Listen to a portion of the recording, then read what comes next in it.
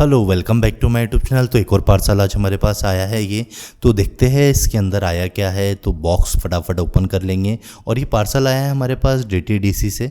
तो बहुत ही बढ़िया भाई ने पैकिंग किया है, अपना फ़ोन सेफ्टी के साथ बेचा है। खड्डे में खड्डा, फिर मोबाइल। तो देख लीजिए, ये तो Redmi Note 10 का डब्बा है। तो अभी हम बॉक्स ओपन कर दिए है। अब ये फ़ोन देखते हैं। तो ये हमारा निकला है Redmi Note 10। तो अभी ये फ़ोन तो हमें ऐसा लग रहा है जैसे कि बाहर खुलाया हुआ है। तो हम ओपन करके जो है मदरबोर्ड की कंडीशन देख लेंगे कि मदरबोर्ड की कंडीशन क्या है। लेकिन हमने इस बार इसे चेक नहीं किया है, तो चलो पहले चेक करते हैं।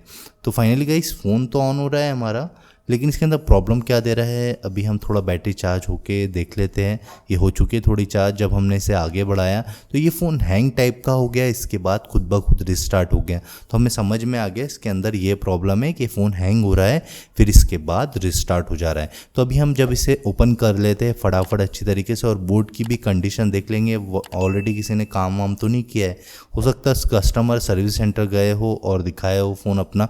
तो देख लीजिए, मदरबोर्ड एकदम फ्रेश है। जब हमने उनसे जब फ़ोन करके बात करी तो वो कहने लगे कि मेरे इसमें प्रॉब्लम ऐसा दे रहा था कि फ़ोन चलते चलते सबसे पहले इसके कैमरे बंद हुए, फिर इसके बाद इसका एक सिम चलना बंद हुआ, फिर इसके बाद ये फ़ोन डेड हो गया। लेकिन जब हमारे पास फ़ोन आया तो फ़ोन चालू था, लेकिन इसके अंदर दूसरा प्रॉब्लम था। मैं भी शायद हो सकता खुद ब खुद चालू हो गया हूँ, ऐसा कुछ हुआ होगा इसके साथ। लेकिन कस्टमर से कहे हमने तो फ़ोन डेड हो गया था बोल रहे थे वो। लेकिन अभी फ़ोन हमारा जो है वो ऑन था जब हमारे पास आया। तो अभी हम इसकी IC फटाफट बना लेते हैं और आखिरी में आपको दिखाएंगे चेक करके कि प्रॉब्लम सॉल्व हुआ कि नहीं हुआ। वीडियो में आप लोग अंत तक ज़रूर बने रहिए।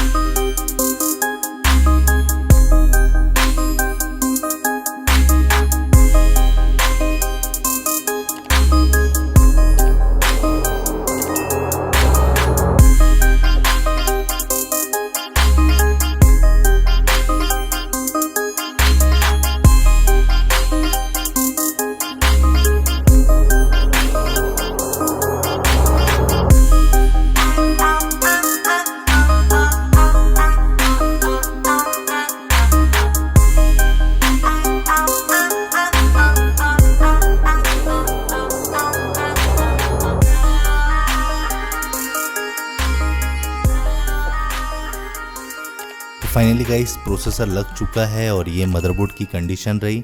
तो अभी हम आपको चेक करके बताएंगे कि वाकई में हमारा फ़ोन का जो प्रॉब्लम है वो सॉल्व हुआ कि नहीं हुआ। फ़ोन तो ऑन हो चुका है, पहले भी फ़ोन हमारा ऑन था, लेकिन जो प्रॉब्लम थी वो एमआई आके लिख के रिस्टार्ट हो रहा था। अभी वो प्रॉब्लम सॉल्व हुआ कि नहीं हुआ अभी आपको पता चल जाएगा। अगर आपको भी किसी को भी कोई भी फ़ोन रिपेयर कराने डालना है तो स्क्रीन पे दिए हुए नंबर पे आप लोग कांटेक्ट कर सकते हो। तो देख लीजिए हमारा जो प्रॉब्लम है वो आगे बढ़ चुका है, फ़ोन ओके हो चुका है।